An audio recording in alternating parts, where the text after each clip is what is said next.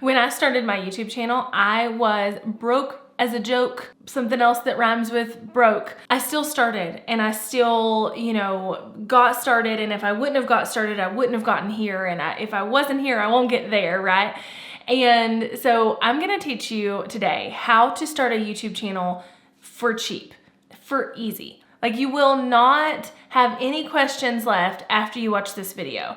You're gonna be able to do it whether you have $0 or a bajillion dollars to spend, and whether you have 0 hours or a bajillion hours to spend. Hey, howdy, hey, y'all! I am Jessica Stansberry, and I am pumped that you are here. Ooh, this is a good video, guys. This is a good video. Being a YouTube creator can be a little weird because you're constantly having to come up with new ideas for videos. And sometimes you get like mental blocks, but also sometimes you get like divine intervention where you get an idea in your sleep or while you're like walking down the street or whatever, and you're like, oh my gosh, I have to do this video. And that was the case with this particular video. See, I've done a ton of how to get started on YouTube content. And most recently, I did a how to get started on YouTube in 2021 video a few weeks ago where I told you the off the beaten path things you need to know to get started. But today, we're going full beaten path and we're going budget and we're going easy.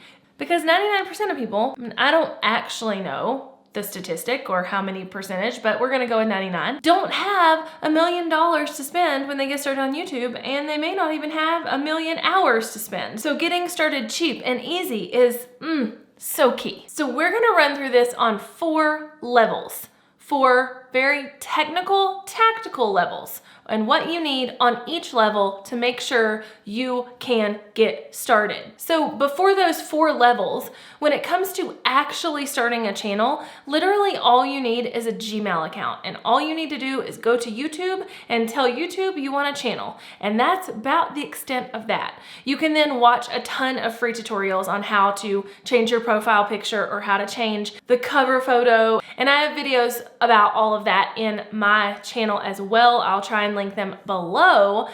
But once you have set up a channel, really all that's left to do is film and produce content, and film and produce content, and film and produce content for 1 million freaking times until you stop doing it.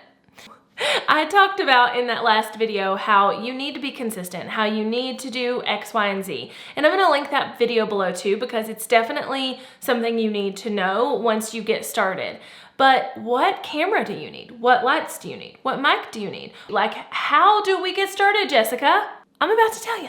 Let's start with the most basic thing, and that is the camera you film on. Now, I actually just recently was scrolling Facebook one night, I think, and saw a friend of mine on Facebook, like not a business friend, just a local friend, say, hey, I want to start taking more videos of my children. What video camera should I get? And it triggered something in my brain to make me think like, oh my gosh, people still think that they should use video cameras. And they shouldn't. So I thought maybe if you were watching this video, that might be something you're concerned about or you've thought about. So back in the day, I used to work at Walmart in the 1-hour photo lab. And I worked there during college, and it was one of my favorite jobs. It was probably the most favorite job I ever had, besides working for myself, obviously. And I got to develop pictures all day, and I got to sell cameras all day.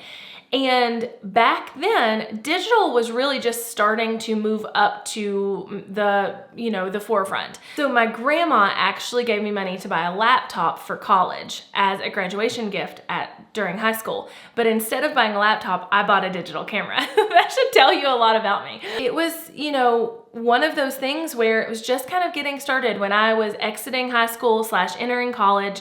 And they were just becoming mainstream and everybody was just starting to get them, right? And I sold them. And not only did I sell digital cameras, but I also sold video cameras, like the kind you held with your hand and like looked through. Like, hello, I'm going to video my children now. And they recorded on those little mini DVDs or little tapes. And it's funny to think back to because that was so long ago and I haven't thought about anything like that in a really long time. But that was still the suggestion from a lot of people on this person's post. was like these video cameras. But guys, we're way past that. We're way past that. Cameras are just better. Some cameras are video first cameras and photo second, and taking video on a mirrorless camera like this Canon M50 is awesome, and anything like that is going to beat a standard video camera. But do you know what else beats a standard video camera? An iPhone, particularly the newer ones with all these cameras in them. So this right here will produce better quality videos than most anything you can just go to a store and buy. Honestly, if you are going to upgrade, obviously there's upgradable versions, and there's a reason I film on a Canon M50 and I'm getting ready to upgrade again, which I'm excited about, but there's a reason that I film on this camera versus this one. But if you are just getting started, this is your best friend. It is. There are people on YouTube now with millions of subscribers who film most of their videos with their phone. And I have said it 1,000 times, and I will say it 1,000 more. Get started on YouTube with what you already have. And most of us already have a phone. So when you're like, oh my gosh, I want to start a YouTube channel, but I don't know what camera to use, don't stress. Do not let that stop you, either financially or logically. Because what happens is, first of all, we usually can't afford these cameras that, you know, all these big YouTubers and people are talking about. But second of all, we let that stop us because it feels very hard to like learn to use something else or whatever. So use your phone. All of my first videos in that first like year, maybe even 2 of my YouTube channel are filmed on my iPhone, and they were filmed on the crappy iPhones with not the good cameras and with no external lights, and half the time no external mic. So you can get started with this, and this is your best friend. And honestly, when it comes to like getting started, literally this can cover all 4 categories we're gonna cover today, okay? So the camera, the lights, the sound, and the editing. It can do it all. And so do not stress about not being able to swing the money for a bigger, more fancy camera or whatever at first, because while yes, you may want to upgrade to that later, right now you just need to get started. And I'm a big believer in just getting started and not getting hung up in the details that don't matter. Don't stress out over the camera, upgrade as you can, but start with what you already have. If you already have this, start with it. If you already have some other, you know, video type camera, start with it. You don't have to start perfectly to start. You should and could start sloppily. Start with what you've got. Start with what you've got. I normally like to like move my camera around and stuff to keep the shot, you know, interesting, but I'm losing light because it's a rainy, snowy, gross day here, and I really don't want to pull out my external lights. So there's that, and that brings me to my next point here, and that is lighting. So remember just a second ago in the section about the cameras, I said start with what you've got. It's the same thing with lighting. I am sitting in front of a window. There is a window over here. I have daylight bulbs above my head, and we're calling it a day. I don't have a single external light in here. Not one. I do have external lights there in that closet back there, but they're not out right now because I don't want to drag them out. And for the majority of the videos on my channel from the very beginning, I have used natural light. I mean, for probably 95% of them. I think in this office, which I have been in for almost 2 years, I have only pulled out external lights twice to film a video because it was just so dark I couldn't get it done any other way, and I needed to film that day. Lighting is really important because if you're really dark and gross and, you know, like people can't see your face or your features or whatever, they're not gonna keep watching. Like, it is really important when you're doing videos of any kind, whether that's on YouTube or Facebook or whatever, to have good lighting so that people don't have like an immediate annoyance factor when it comes to your videos. But that can literally be as simple as a window behind your camera facing your face, like I have right now. And now listen, this is not the best lit video you're ever gonna see from me, but it's lit enough. I mean, I'm fine. Like, it's not like you can't see me. This is on a very overcast day, and so it's like my worst lighting possible, right? And it's still good enough. It's still good enough. And that's the point here.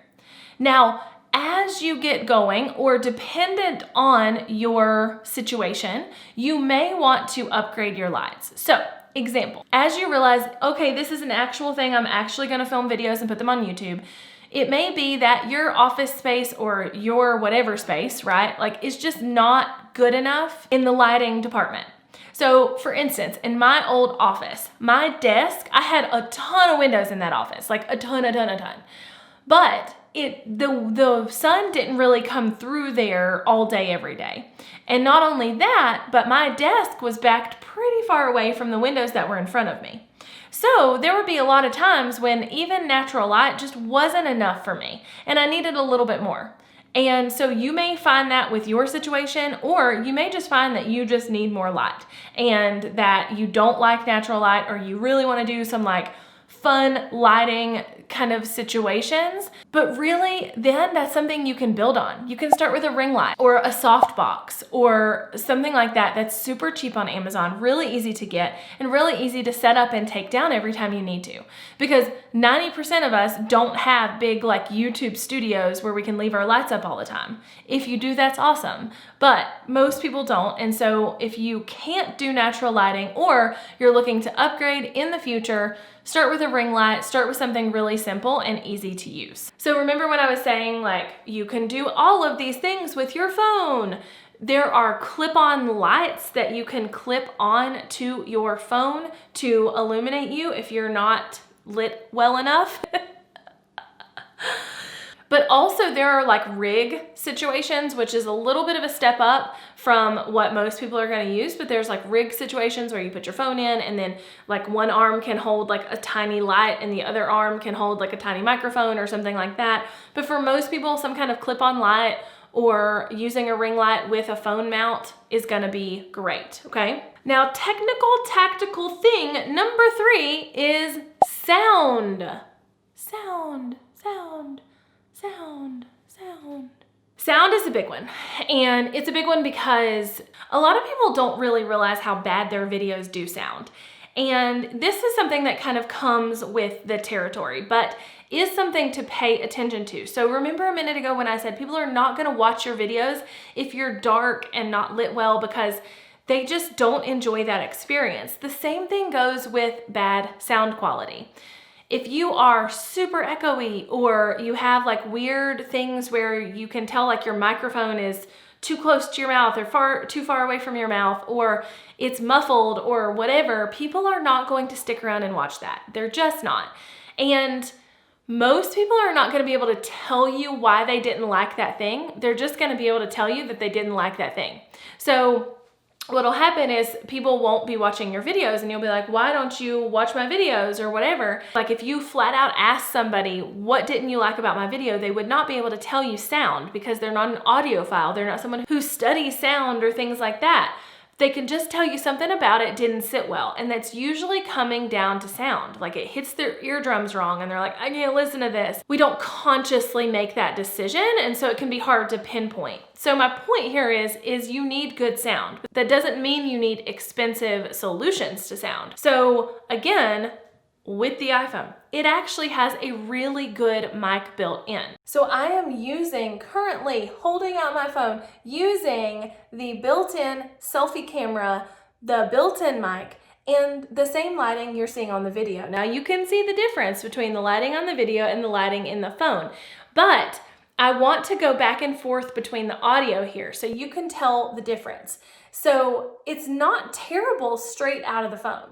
And so if the phone is all you have, then the phone is what you need to use.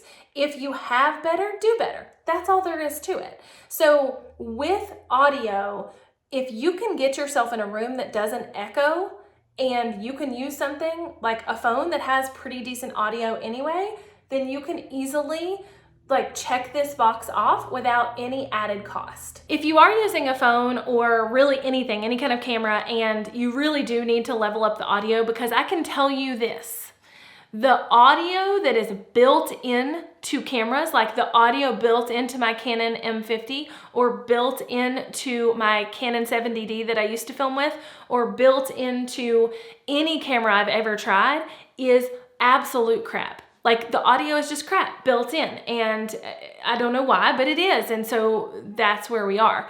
So if you're using a phone or a camera that the audio just isn't good, there's a lot of really cheap solutions you can use. You can use a plug-in microphone for both your phone and or a camera that just clips on your shirt. They're called lavalier mics or lapel mics, whatever you want to call them.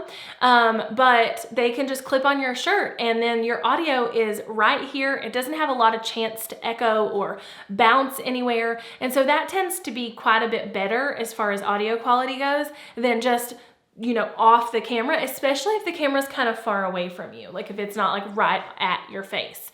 Now, those can be purchased for like 20 bucks or less, or obviously you can spend more and get better quality, but you can start really cheaply with a lavalier mic. Or there's another solution I want to tell you about, and I was hoping I could find it in my desk, but I can't. So we're just gonna, you know, go with it. But essentially, if you find that the camera you need to use does not do well with the audio you use, and you really need to step up your audio game, and a lapel mic for whatever reason doesn't work for you, you can record your audio separate from your video and sync them up in editing, and it's really not that hard. Most editing softwares now have an automatic syncing option. So you can say, hey, I need to sync this audio with this video, and it will kind of do it automatically. Or you can do the clap thing at the beginning of your videos and see an audio spike that you can line up manually, and you're done. But in that instance, if you're like, you know what, I really need to level up my audio, my lapel mic that I bought for $20 on Amazon is not doing as well as I'd like for it to.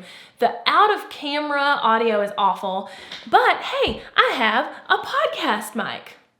Okay, cool. Let's set this right off frame. And now I have audio recording here, video recording here. I can sync them up in post-production, and we have good audio. Or the other solution that I was trying to find on my desk a second ago is a separate audio recorder altogether. So I used to use a Zoom H1, and this Zoom H1 is literally, I'll pop a picture up here since I can't find mine, but it's literally a little voice recorder, and it is not necessarily made to be a microphone for your camera or anything like that. It's literally made to record voices. And I think podcasting on the go is one of its bigger selling marketing pieces, but it's a really, really great mic that I have found in my own personal experience with like echoey or bouncy offices it's really great for cutting through that. So if you don't have a fancy podcast mic, the lavalier mic is not cutting it, but you need to level up just a little bit. Go with one of these inexpensive Zoom H1 recorders. And what I used to do is I have this like mic stand situation, and I would clip the H1 recorder into this, and I would set this mic stand, hold on. Okay, I would set this mic stand just out of frame, so like right there. So the H1 recorder was like literally right here, you know, and it was picking up my audio while I was able to talk to the camera.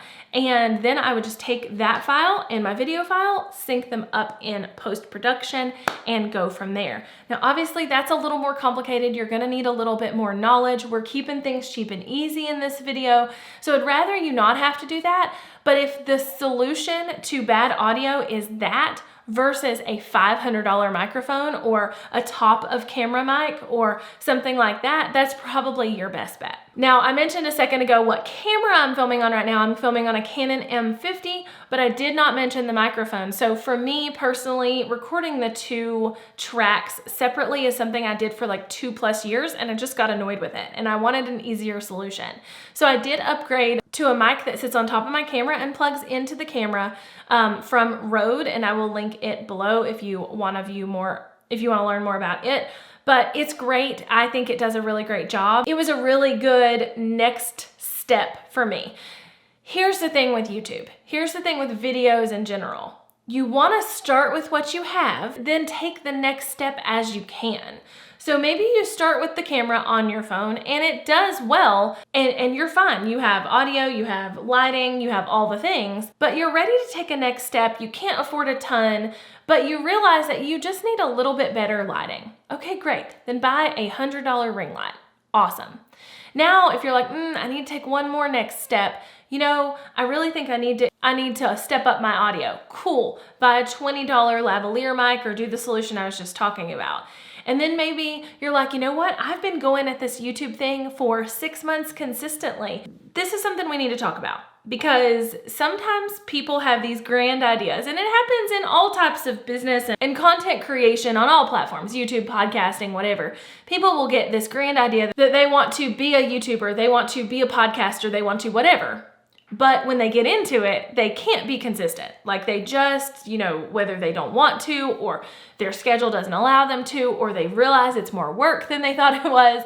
But nonetheless, they'll get into it and be like, I did 3 videos and then I didn't do it for 6 months or whatever. And you don't want to go broke trying to buy video equipment, right? Like a camera and a mic and lights and all this stuff to fall off the face of the earth 2 months in, because then you're going to be just pissed off that you bought that video camera that cost you a lot of money, or maybe you spent like all your savings or whatever on it and you didn't actually work towards the goal, right? So once you see that you're going to be consistent and you're going to be good and you're going to do the things you say you're going to do, then start up-leveling in the equipment department. So the last tactical, tangible thing we want to talk about, that's alliteration at its finest. The last tactical, tangible, talkable thing is editing. So you've got your camera, you've got your lights, you've got your audio, but now how do you edit it, right? Like how do you edit it into something that you can then upload to YouTube? And the uploading and stuff can come later, because this is one of those things where if you're getting started on YouTube, you've got to know at least the basics of editing. Now listen, hear me when I tell you that you do not have to be a master editor to be a YouTuber. You don't have to be a master anything to be a YouTuber. There's some people with really technically crappy content that have good actual content that have good channels. So it's not like you have to be this master at editing, but you do need to know the basics. You know, I just sneezed a minute ago, and if I would have left that in my video, that would be weird. My husband just walked in the door and made a loud squeaky noise with the door, and I'm gonna edit that out. If we start filming for YouTube, then eventually we have to learn how to edit, right? So in editing, again, something you can do with your phone. If you're on an iPhone, use iMovie. There are also a ton of other apps you can learn to edit in. If you're on Android, there's apps specifically for you.